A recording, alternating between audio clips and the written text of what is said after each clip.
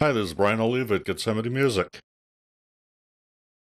As you know, since InMusic has taken over Moog, they've implemented a practice where they no longer provide manuals.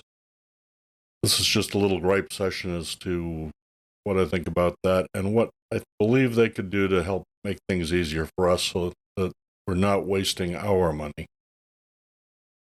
So, manuals no longer come with anything. When I got my Muse, it was at revision 1.2, and no manual was provided.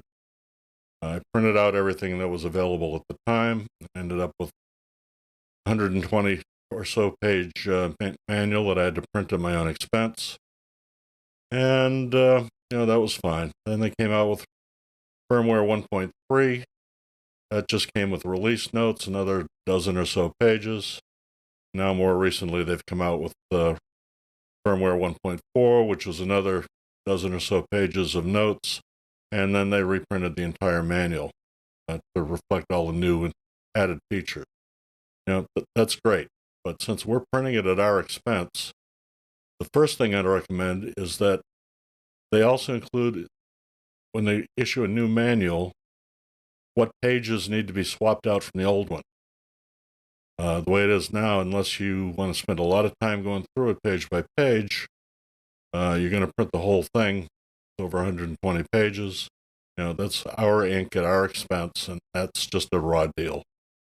When I went through 1.4, comparing it to the 1.2 manual, best I can tell is that if you only swap out pages 5 and 6, and then pages 63 to the end, that's the only pages where the changes have taken place. I did not go page by page and compare the first 62 pages just to see if they were exactly the same. But from what I could tell from the page layout, flipping through it, spot checking, chapter to chapter, doesn't look like anything happened up to page 62. Page 63 gets into where the changes are made in the clock settings, and everything from there on gets pushed out accordingly.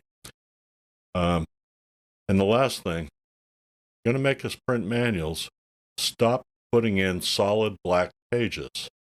It doesn't look cool, and they waste about $20 worth of ink if you're trying to print it, and that's only if you wring out the page when you're done. So you're going to make us do everything.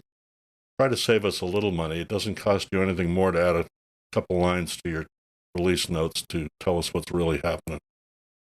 That's all I've got for today. Please, please, please think of your customer. Talk to you later.